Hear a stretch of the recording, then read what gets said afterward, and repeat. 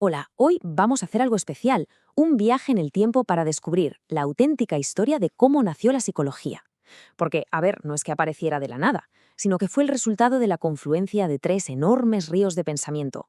Es que, si lo pensamos, ¿cómo se empieza a estudiar algo tan complejo, tan personal como la mente?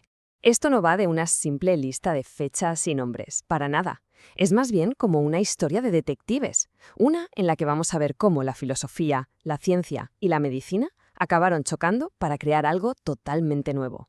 Muy bien, vamos al lío. Imaginemos esos tres grandes ríos. Por un lado, la filosofía, que llevaba siglos preguntándose qué es la mente o de dónde salen nuestras ideas. El segundo río, la ciencia natural, que estaba, digamos, fabricando las herramientas para medir y entender el mundo físico. Y el tercero, la medicina, que se encontraba día a día con el sufrimiento humano.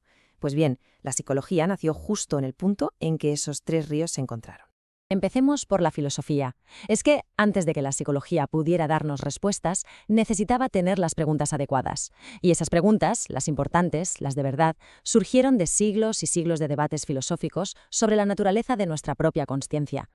Y aquí tenemos el primer gran cara a cara. Por un lado, los racionalistas como Descartes, que básicamente decían, nacemos ya con el conocimiento. La razón es la clave para sacarlo a la luz. Su famosa frase, pienso, luego existo, lo pone todo en la mente. Pero por otro lado llegan los empiristas como John Locke y dicen, ni hablar. Nacemos como una pizarra en blanco, una tabla rasa. Todo lo que sabemos lo aprendemos a través de los sentidos. Este debate, creedme, preparó todo el terreno para lo que vendría después. Descartes, además, hizo algo que lo cambió todo. Dividió el universo en dos. Por un lado, la res extensa, el mundo físico, material, predecible, que incluye nuestro cuerpo. Y por otro, la res cogitans, la mente, el pensamiento, algo inmaterial. ¿Por qué es esto tan importante? Porque por primera vez se establecía la mente como algo distinto, algo que merecía ser estudiado por sí mismo. Claro, que también nos dejó un problema con el que todavía lidiamos hoy. Si son dos cosas distintas, ¿cómo narices interactúan la mente y el cuerpo? Esa pregunta sigue muy viva en la neurociencia actual. Mientras los racionalistas se centraban en la razón pura, los empiristas propusieron un mecanismo, una forma de construir la mente, el asociacionismo. La idea es sencilla pero potentísima. Las ideas complejas no son más que la suma de sensaciones más simples que se han ido pegando, asociando en nuestra mente. El principio clave era la contigüidad. Por ejemplo, si siempre oímos una campana justo antes de comer, al final el simple sonido de la campana nos hará pensar en comida. Si dos cosas pasan juntas muchas veces, la mente las une. Esta fue la semilla de todas las teorías del aprendizaje que vinieron después. Vale, vamos con la segunda corriente. Tener grandes preguntas está genial, pero ¿cómo empezamos a responderlas de una forma que no sea pura especulación? La filosofía nos dio el porqué, pero fue la ciencia la que nos trajo el cómo. Y aquí tenemos, por así decirlo, la receta del éxito. A mediados del siglo XIX, un fisiólogo, Claude Bernard, puso por escrito el método experimental. Primero observas, luego te haces una pregunta, o sea, una hipótesis, después experimentas controlando todo muy bien y finalmente registras el resultado. Esto cambió las reglas del juego. Demostró que no hacía falta solo especular, se podía preguntar directamente a la naturaleza y de alguna manera obligarla a contestar. La futura psicología estaba tomando apuntes de todo esto, claro. Y esto es un ejemplo brutal. Durante siglos la gente creía que el pensamiento era instantáneo, algo casi mágico. Pero entonces llega Hermann von Helmholtz y se le ocurre medir la velocidad de un impulso nervioso. ¿Y el resultado? Unos 90 metros por segundo. Vamos, que de instantáneo, nada.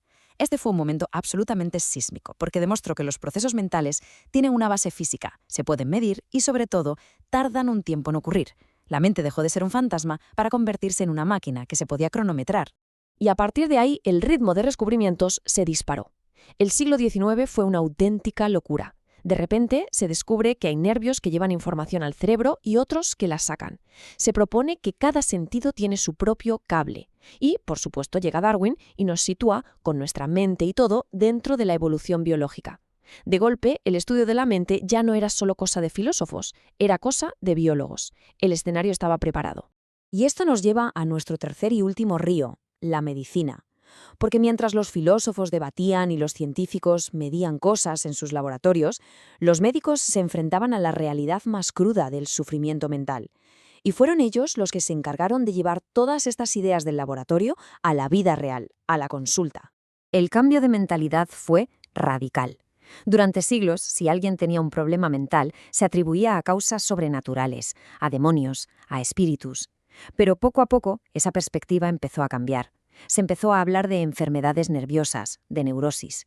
La idea era que estos trastornos no eran una posesión diabólica, sino una enfermedad del sistema nervioso, algo que en teoría se podía estudiar y tratar. Y aquí aparece una figura clave. Jean-Martin Charcot, estudiando la histeria, aplicó un método súper científico. Primero, diferenciarla de otras enfermedades. Segundo, clasificar sus síntomas. Y tercero, y esto fue lo revolucionario, proponer que su causa era una lesión dinámica. O sea, no un daño físico que se pudiera ver en el cerebro, sino una herida psicológica, normalmente un trauma. ¿Y cuál fue su herramienta para llegar a ese trauma? La hipnosis. Estaba, sin saberlo, sentando las bases de la psicoterapia. El hipnotismo, que había empezado casi como un espectáculo de feria, empezó a estudiarse de forma científica. Se convirtió en la primera herramienta seria para intentar intervenir directamente en la mente de una persona. Era la prueba de que se podía acceder a recuerdos ocultos y que al hacerlo se podía conseguir un efecto curativo. La aplicación práctica ya estaba aquí. Y ahora sí llegamos al gran momento. Ya tenemos las preguntas de la filosofía, las herramientas de la ciencia y la necesidad práctica de la medicina.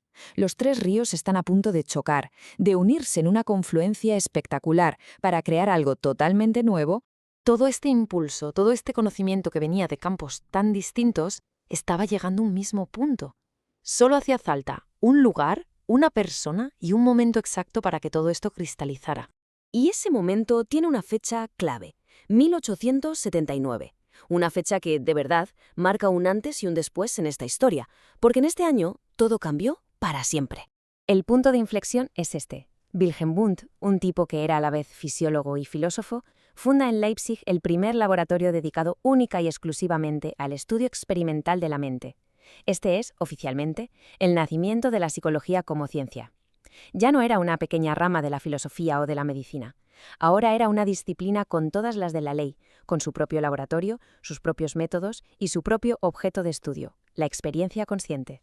De hecho, unos años antes, Wundt ya había publicado el libro que muchos consideran el manifiesto de esta nueva ciencia, y el título lo dejaba clarísimo: Principios de Psicología Fisiológica. Su objetivo era crear una ciencia de la mente que tuviera el mismo rigor que las ciencias naturales, ni más ni menos. Y así, de la unión de estas tres grandes corrientes, nació la psicología. Pero la historia, claro, no acaba aquí. Esta tensión original entre las grandes preguntas filosóficas y la búsqueda rigurosa de datos científicos sigue definiendo a la psicología hoy en día. Y nos deja una pregunta para reflexionar. ¿Ha encontrado ya la psicología su equilibrio perfecto? ¿O sigue siendo una conversación, a veces una pelea, entre sus dos padres fundadores? La respuesta quizá se sigue escribiendo cada día.